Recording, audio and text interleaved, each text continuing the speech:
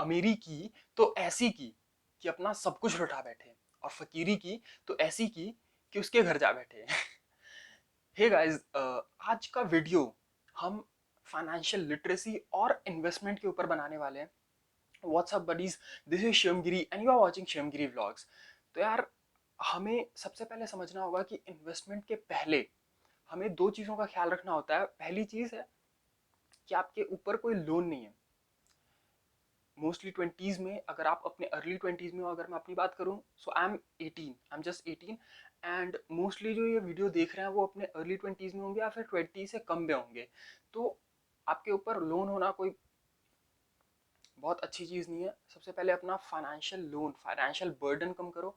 उसके बाद आप हेल्थ इंश्योरेंस और life insurance low, because that is also sort of investment. जो इन्वेस्टमेंट से पहले कर ले तो अच्छा है। उसके बाद आप देखो कि इन्वेस्टमेंट क्यों ज़रूरी है। तो लेट्स डिस्कस इट। पहले तो टाइप्स ऑफ इन्वेस्टमेंट समझ लेते हैं। अगर आप इन्वेस्टमेंट करना चाहते हो सीरियसली, तो आप कई सारी जगह पर इन्वेस्ट कर सकते हो। जैसे स्टॉक मार्केट होता है, आप वहाँ पर इन्वेस्ट कर सकते हो। अगर आपको स्टॉक मार्केट समझ में नहीं आता या अच्छा नहीं लगता है, तो आप म्यूचुअल फंड में इन्वेस्ट कर सकते हो। बट माई पर्सनल ओपिनियन, आपको स्टॉक मार्केट में इन्वेस्ट करना चाहिए, बिकॉज म्यूचुअल फंड्स में आप किसी और को अपना पैसा दे रहे हो और वो फिर रिस्क ले रहा है। बट इन्वेस्टमेंट में जब आप as an individual entity invest करते हो, तो आप खुद से रिस्क ले रहे हो, which grows your personality as an individual. अगर आप तो हमने डिस्कस किया, आप शेयर मार्केट में इन्वेस्ट कर सकते हो, आप म्यूचुअल फंड्स में इन्वेस्ट कर सकते हो। अगर वो भी पसंद नहीं है तो आप गोल्ड में इन्वेस्ट कर सकते हो। उसने भी ऑन एन एवरेज 10% का रिटर्न दिया है कुछ सालों की बात करें तो। उसके बाद आप क्रिप्टो करेंसी में इन्वेस्ट कर सकते हो, बिटकॉइन वगैरह काफ़ी ज़्यादा है। तो अभी हम इन सब चीज़ों पे आएंगे, बट उसके पहले हम देख लेते हैं कि एक्चुअल में प्रॉब्लम क्या है। Why, what is the need to make this video. तो अगर हम अपने पेरेंट्स की बात करें, तो उन्होंने सिर्फ इन्वेस्ट किया था एफडीज में। और अगर इवन ग्रैंड पेरेंट्स की बात करें तो उन्होंने लैंड में इन्वेस्ट किया है, रियल एस्टेट में इन्वेस्ट किया है, या फिर एफडी में इन्वेस्ट किया है, which is not wrong at all. But अगर आपको अपना पैसा एक्सपोनेंशियली ग्रो करना है, वो भी लीगल तरीके से, so my friend, there is only single way, which is stock market. क्योंकि लोगों ने यहाँ पे 200% का रिटर्न भी लिया और 2000% का रिटर्न भी लिया है। तो आपको इस चीज़ें समझनी पड़ेंगी, ठीक है। Okay, let me give you an example, ताकि आपको समझ में आ सके कि पावर ऑफ कंपाउंडिंग क्या है और पावर ऑफ स्टार्टिंग अर्ली कितना है। और मैं अपनी बातों को समझाने के लिए एक एग्जाम्पल लेता हूँ। लेट से आप अभी अर्ली 20s में हो, लेट से आप 20 पे हो, ठीक है। आज से आपको 45 ईयर्स का प्लान करना है। हम लॉन्ग टर्म की बात कर रहे हैं। जब भी मैं इन्वेस्टमेंट बोलूं, आपको समझ जाना ऑटोमेटिकली हम लॉन्ग टर्म की बात कर रहे हैं। यहाँ पे कोई शॉर्ट टर्म गेन या बिल्कुल ऐसे बिलियनर बनने की टिप नहीं दी जा रही है, ठीक है। एंड आपको क्या करना है, अगर आप 20s पे हो, तो आपको पर मंथ, हो सकता है कोई बहुत ज़्यादा कमा रहा हो सकता है कोई बहुत कम कमा रहा हो, तो उसके हिसाब से आपको ये देखना है कि क्या आप 2000 निकाल सकते हो। लेट से आपने 2000 निकाल लिया इन्वेस्टमेंट के लिए, एंड उसके बाद आपको ये देखना है कि आपको सही जगह पर इन्वेस्ट करना है, ताकि आपको एटलीस्ट 10% रिटर्न्स मिल सके। और 10% रिटर्न्स, एंड अगर हम 5% भी मान ले इन्फ्लेशन रेट, बहुत ही नॉमिनल मान रहा हूँ मैं सारी चीज़ें, तो आपने क्या किया, क्योंकि ये 2000 का जो टर्म है, बेस अमाउंट हमने जो लिया है वो भी विथ टाइम बढ़ता जाएगा। तो 2000 से वो हो सकता है 4000 हो जाए, उसके बाद 5000 हो जाए। तो और 5% इन्फ्लेशन रेट, इन सबको कैलकुलेट जब आप करोगे एक्सेल शीट पे, बहुत आसान होता है, आप भी कैलकुलेट कर सकते हो फॉर्मूला वगैरह डाल के, टाइम पीरियड डाल के। और आपको हैरानी होगी ये जान के कि 45, हम प्लान करते हैं अपना रिटायरमेंट 60 to 65 ईयर्स पे, तो उस टाइम पे आपका जो रिटर्न होगा वो आज का 1 करोड़ होगा। 1 crore, that's a huge amount. और आने वाले टाइम में, बिकॉज 5% का इन्फ्लेशन भी है। अगर आपको इन्फ्लेशन समझ में नहीं आता है, बहुत सारी वीडियोज हैं यूट्यूब पे, आप जाके देख सकते हो, check it out. 5% inflation rate पे, अगर मैं सिंपल वर्ड्स में बताऊं तो यार, इन्फ्लेशन वो है जैसे सारी चीज़ों का रेट बढ़ रहा है, तो उसी को इन्फ्लेशन कहते हैं, ठीक है। बहुत ही सिंपल वर्ड में बताया मैंने, आई नो। तो इन्फ्लेशन के अकॉर्डिंगली आज का 1 करोड़ ऑलमोस्ट 45 ईयर्स बाद 3.5 करोड़ होगा। और आपने इन्वेस्ट कितना किया है, 2000 for 45 years, that means it is almost 10,80,000, just imagine, अगर मैं आपसे डायरेक्टली बोलता कि आप 10 लाख लगाओ, 10 लाख या लमसम अमाउंट 11 लाख लगाओ और आपको मैं 1 करोड़ रुपए दूंगा, क्या आप यकीन करोगे? नहीं।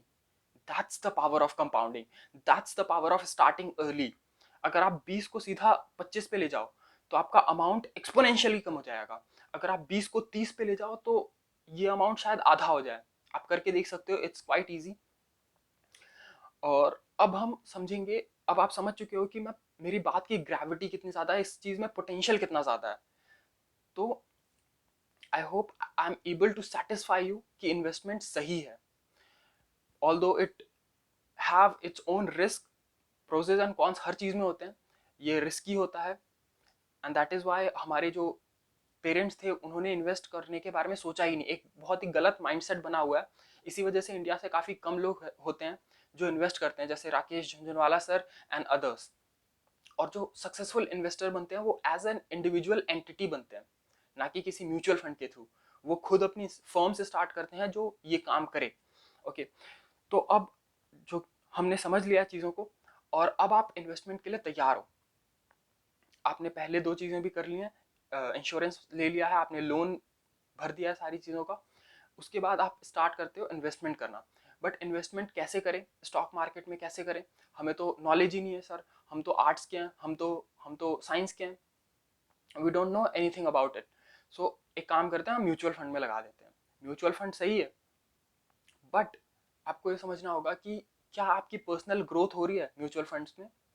क्या आपको उतना रिटर्न मिल पाएगा जितना आप एक्सपेक्ट कर रहे हो? और फिर कई सारे हिडन चार्जेस होते हैं। तो हम 4 स्टेप्स डिस्कस करेंगे, 4 स्टेप्स बहुत ही इजी। मतलब अगर आप ठीक ठाक सोच लेते हो और आपको है कि भाई मैं कुछ करना चाहता हूँ, तो आप इन 4 स्टेप्स में अपने लिए रास्ता बना सकते हो कि आप अपने रिटर्न को 10% से 100% कैसे ले जा सकते हो। लेट से पहला जो स्टेप है वो ये है कि आप इंडस्ट्री फाइंड आउट करो। कौन सी ऐसी इंडस्ट्री है जो आने वाले टाइम में ग्रो करने वाली है, एक्सपोनेंशियली ग्रो करने वाली है। लेट से एग्जांपल के तौर पे हम ले सकते हैं आर्टिफिशियल इंटेलिजेंस। एक खुद में ये इंडस्ट्री बनने वाली है। आज से पहले इसका जो रोल था वो काफी कम था, अब इसका रोल जो है वो काफी ज्यादा होने वाला है और प्रोमिनेंट होने वाला है, प्रोमिनेंट प्लेयर होने वाला है, प्रीडोमिनेंट प्लेयर होने वाला है ये अपने फील्ड में। Artificial intelligence, internet of things, ऐसे कई सारे इंडस्ट्री हैं, automation sector, everything is going to change. आने वाले 10 से 20 साल में इंडिया कंप्लीटली चेंज होने वाला है। तो ये कुछ इंडस्ट्रीज हैं, जैसे लेट से हमने एक सेलेक्ट किया इनमें से इंटरनेट ऑफ थिंग्स, आईओटी। तो इसके बाद आपका सेकेंड स्टेप आता है, आपको आपने इंडस्ट्री सेलेक्ट कर ली, अब आपको काफ़ी सारी कंपनीज होंगी इसमें। तो आपको उन कंपनीज पे नज़र रखनी है, आपको उन कंपनीज को शॉर्टलिस्ट करना है। ऐसी कंपनीज जो आपको लगता है कि ग्रो करेंगी। नाउ आपको किस बेसिस पे लगता है कि वो ग्रो करेंगी, that gives me point number 3, मतलब स्टेप नंबर 3। स्टेप नंबर 3 पे आप क्या करोगे कि आप उस कंपनी पे वॉच रखोगे, वॉच ऑन दिस कंपनी। अब उस पे वॉच कैसे रखना है, किन पॉइंट्स पे, किन फंडामेंटल्स पे आप उसे जज करोगे? तो सबसे पहले आप उसका बेसिक्स देखोगे, उसके फंडामेंटल्स कैसे हैं, उसका मैनेजमेंट कैसा है, उसकी उसकी रेवेन्यू कैसा है, उसका पी रेशो कैसा है। ये थोड़ा टेक्निकल हो जाएगा और मैं इस वीडियो को बिल्कुल भी टेक्निकल नहीं रखना चाहता, इस वजह से मैं ऐसे वर्ड्स नहीं यूज़ करूँगा। तो आप इन सारी चीज़ों के बेसिस पे ये बोल सकते हो एक कंपनी को कि हाँ ये कंपनी ग्रो करने वाली है या फिर ये कंपनी ग्रो नहीं करने वाली है। तो ये सारी चीज़ें मिला के उसके बाद आता है पॉइंट नंबर 4। जितना भी आपके पास क्रेडिट है, जैसे हमने माना था कि हम 2000 पर मंथ एटलीस्ट इन्वेस्ट करेंगे, ठीक है, 10% ऑफ योर, या फिर अगर आप 2000 से कन्विंस नहीं हो सकता, आपके पास और ज़्यादा कम अमाउंट हो, तो आप ये समझ लो कि आपको अगर 10% स्लैब में रहते हो आप, 10% स्लैब एक रूल होता है, आप अगर 10% अपना इन्वेस्ट कर रहे हो तो आप सेफ जोन में हो। और फोर्थ पॉइंट यही है कि आप चीज़ों को डिस्ट्रीब्यूट कर लो, अपने क्रेडिट को, जितना भी 10% है आपका income, 10% of your income distributed equally in shares. ठीक है, जितना जिस भी आईपीओ में आप लगा रहे हो, मान लो अगर आप 10 आईपीओ में लगा रहे हो तो एक एक यूनिट ही लो, मगर डिस्ट्रीब्यूट कर दो इक्वली। और यहाँ पर मैं एक बहुत ही बोनस टिप देना चाहूँगा। वैसे तो मैंने 4 ही स्टेप लिखे थे, बट बोनस टिप ये है कि आप अपने पोर्टफोलियो को डाइवर्सिफाइड रखो, जितना ज़्यादा रख सकते हो, बिकॉज आपको नहीं पता है अगला बूम कौन सा आने वाला है। हर 10 से 20 साल में एक बूम आता है और जिसने उस टाइम पे इन्वेस्ट कर दिया और आने वाले 10 से 20 साल में वो फिर आएगा। भले वो आर्टिफिशियल इंटेलिजेंस का हो या फिर इंटरनेट ऑफ थिंग्स का हो। तो आने वाले टाइम में ये बूम ज़रूर आएगा। बट यहाँ पर ये सारी चीज़ें कवर करने के बाद भी मैं ये बोलना चाहता हूँ कि शायद मैं पहला होऊंगा यूट्यूबर जो ये बोल रहा है that don't follow my video blindly, because ये ये पैसों का मामला है और यहाँ पर आपको चीज़ें संभल के करनी है। तो आप ये वीडियो देख के अगर सेटिस्फाई हो गए हो कि मुझे इन्वेस्ट करना है, तो आप जाके देखो, चीज़ों को समझो कि इन्वेस्ट कैसे होता है, स्टेप बाय स्टेप चीज़ों को सीखो। जो थर्ड स्टेप है जहाँ पर आपको कंपनी शॉर्टलिस्ट करनी है और उसके फंडामेंटल जानने हैं, वहाँ पर आपको टेक्निकल नॉलेज की ज़रूरत लगेगी। आपको पता होना चाहिए पी रेशो कैसे निकालते हैं, और सिर्फ एक चीज़, एक पैरामीटर नहीं होता है, कई सारे पैरामीटर्स होते हैं जो आपको फंडामेंटल एनालिसिस में हेल्प करते हैं। दो टाइप के एनालिसिस होते हैं, फंडामेंटल और टेक्निकल एनालिसिस। अभी आज हम उस पर नहीं जाएंगे, हमने अपनी सारी चीज़ें कवर कर ली।